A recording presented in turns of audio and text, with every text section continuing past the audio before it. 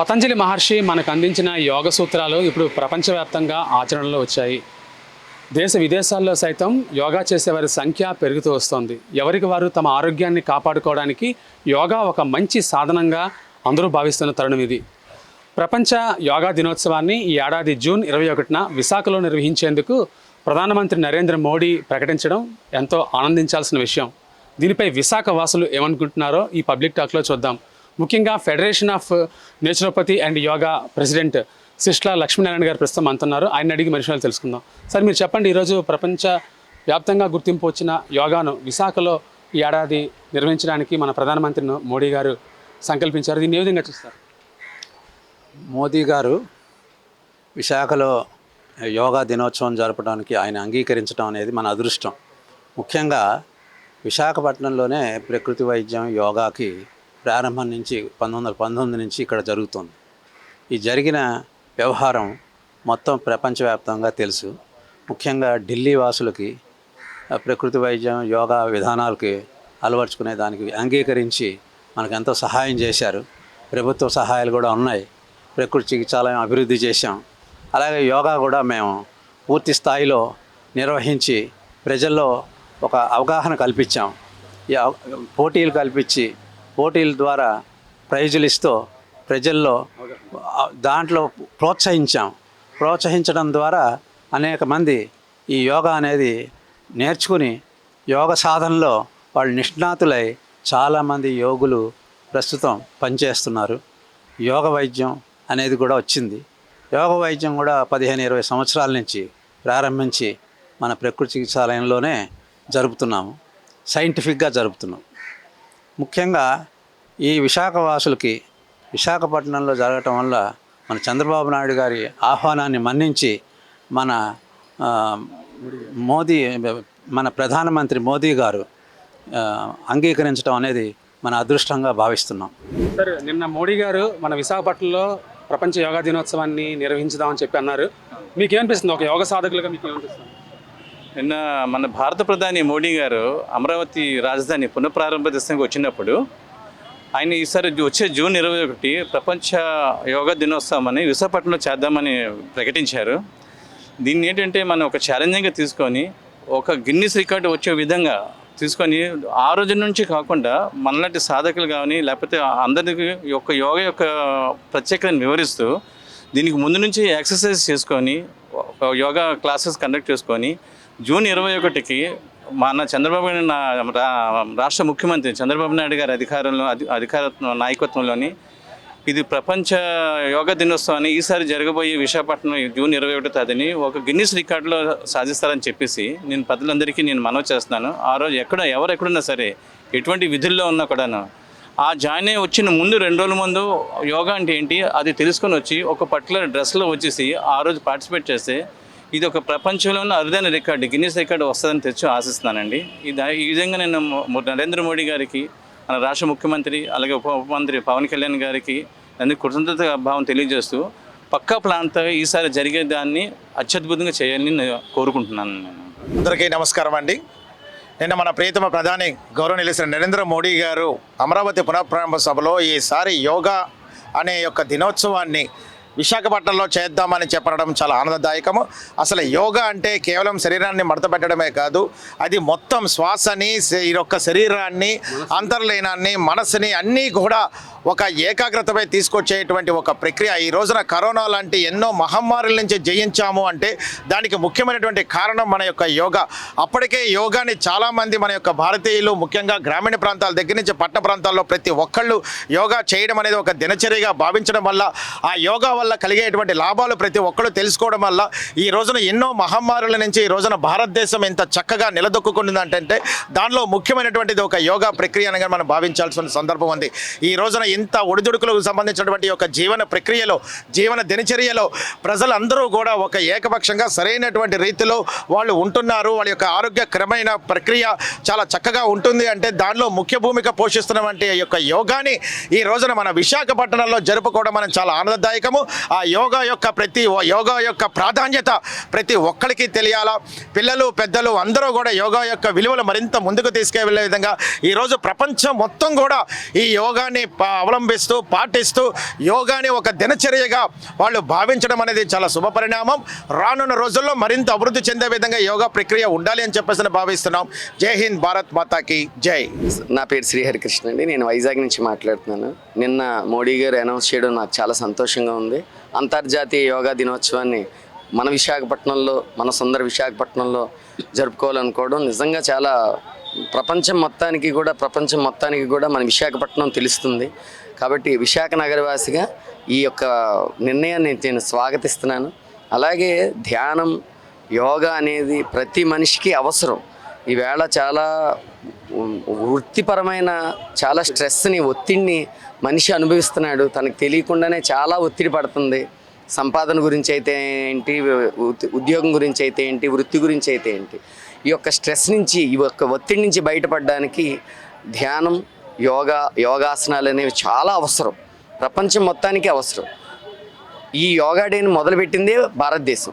June 21వ తారీఖు ఒక సంవత్సరంలో అతి ఎక్కువ వెలుతురుండే రోజు జూన్ 21. ఆ రోజును యోగా డేగా జరుపుకోవడం, దాన్ని మన వైజాగ్లో జరుపుకోవడం చాలా సంతోషంగా ఉంది. నేను ఆహ్వానిస్తున్నాను. ఒక యోగ సాధకుడిగా నేను ఆ రోజు ఉంటాను, నేను చేస్తాను, నేను పాల్గొంటాను.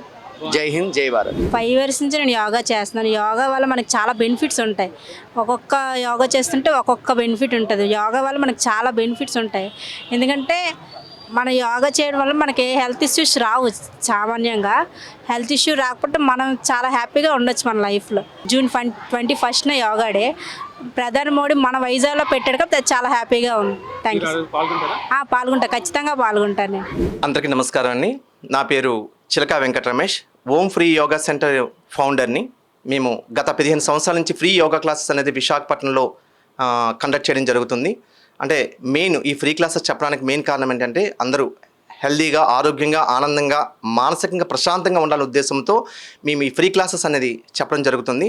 దీన్ని ఇక్కడ విశాఖపట్నం పుర ప్రజలందరూ ఆన్లైన్లో కానీ ఆఫ్లైన్లో కానీ దీన్ని వినియోగించుకోవాలని మనస్ఫూర్తిగా కోరుకుంటూ, ఈరోజు విషయానికి వస్తే నిన్న నరేంద్ర మోడీ గారు, మన ప్రధానమంత్రి నరేంద్ర మోడీ గారు నిన్న అమరావతిలో ఒక అనౌన్స్మెంట్ చేయడం జరిగింది.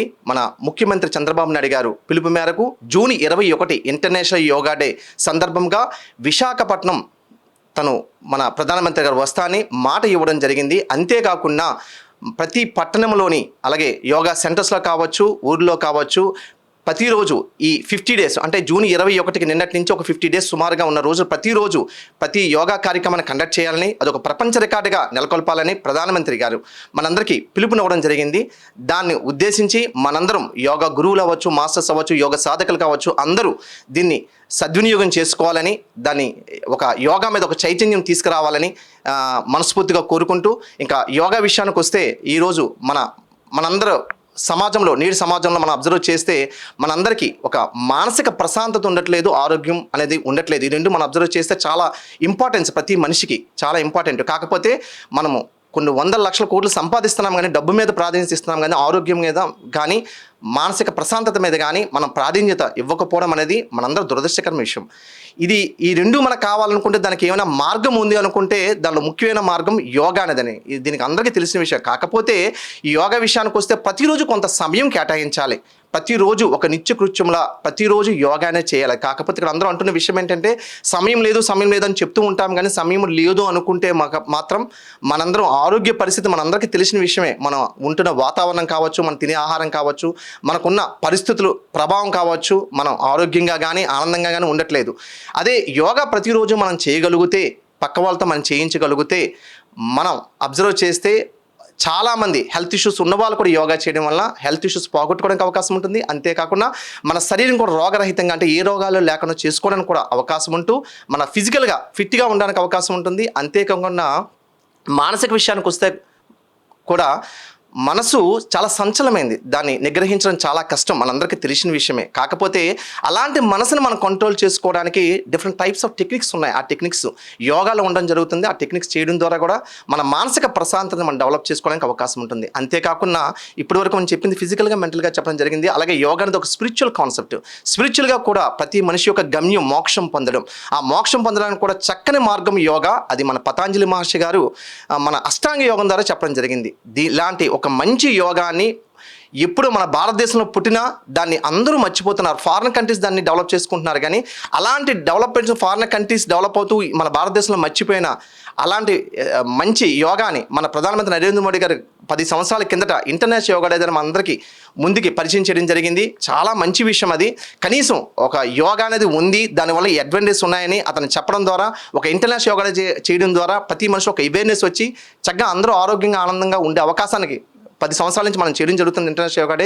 అలాగే నెక్స్ట్ ఇంటర్నేషనల్ యోగా డే మన విశాఖపట్నంలో కండక్ట్ చేయడం అనేది మన ముఖ్యమంత్రి గారు అలాగే ప్రధానమంత్రి గారు రావడం మనందరికీ చాలా ఆనందదగ్గ విషయం. అలాగే మన విశాఖ ప్రజలందరూ కూడా చాలా ఆనందపడుతూ అలాగే ఆ ప్రోగ్రామ్ సక్సెస్ చేయవలసిన బాధ్యత మన యాజ్ ఎ సిటిజన్గా మనందరి బాధ్యత.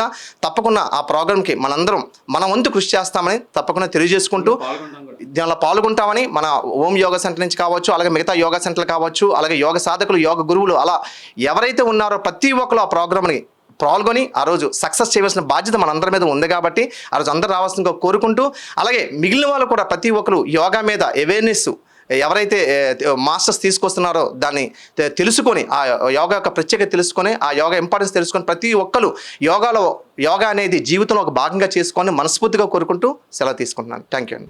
నా పేరు శ్రీలక్ష్మి. మేము నేచర్ క్యూర్ హాస్పిటల్ మెయింటైన్ చేస్తున్నాం. గత 40 సంవత్సరాలుగా నేను దీనిలో ఉన్నాను. యోగా అనేది ప్రతి వాళ్ళకి 40 సంవత్సరాల మట్టి మేము చెప్తున్నాము. అలాగే గత 10 సంవత్సరాల మట్టి మన మోదీ గారు యోగా గురించి ప్రపంచవ్యాప్తంగా అందరికీ ప్రపంచవ్యాప్తంగా చెప్పారు.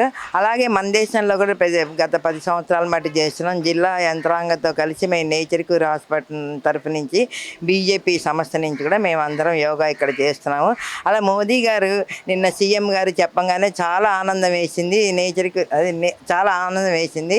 విశాఖపట్నంలో అంగరంగ వైభవంగా ఈసారి జూన్ 21న అంతర్జాతీయ యోగా దినోత్సవం జరుపుతున్నది చాలా సంతోషంగా ఉంది. అలాగే గత 5-6 సంవత్సరాల కిందట మన సీఎం గారు ఒకసారి యోగా డేని ఇక్కడ నిర్వహించారు. ఇప్పుడు మళ్ళీ ఇక్కడ నిర్వహిస్తున్నందుకు మాకు చాలా సంతోషంగా ఉంది. అందరూ ఈ యోగా దినోత్సవంలో పాల్గొంటారని నేను ఆశిస్తున్నాను. ఈ యోగా చేయటం వల్ల ప్రతి వాళ్ళకి జబ్బులు తగ్గిపోయి బీపీ, షుగర్ లాంటివన్నీ తగ్గిపోతాయి. ఆరోగ్యమే మహాభాగ్యము. అందరూ యోగాకి రండి, యోగా చేయండి, ఆరోగ్యంగా ఉండండి. నమస్కారం. అందరికీ నమస్కారం. నా పేరు రూపాకుల రవికుమారు. నిన్న విజయవాడలో జరిగిన అమరావతి పునరావిర్భావ సందర్భంగా ఆ సభకు విచ్చేసిన ప్రధానమంత్రి మోడీ గారు ప్రధానమంత్రి సమక్షంలో ముఖ్యమంత్రి చంద్రబాబు నాయుడు గారు ఈసారి జూన్ 21 అంతర్జాతీయ యోగా దినోత్సవం విశాఖపట్నంలో నిర్వహిస్తాము, మోడీ గారు దానికి వస్తున్నారని చెప్పి ప్రకటన చేయడం జరిగింది. ఆ ప్రకటనని మేము విశాఖవాసిగా నేను ఎంతో ఆనందంతో ఆస్వాదిస్తున్నాను. వారిని ఇక్కడికి రావాల్సిందిగా ఆహ్వానిస్తున్నాము. ఒక సామాన్య ప్రజలుగా మోడీ గారు ఎంతో ఉన్నత స్థాయిలో ఉండి కూడా ఇలాంటి యోగా కార్యక్రమంలో పాల్గొనడం మాకు చాలా ఆనందంగా ఉన్నది.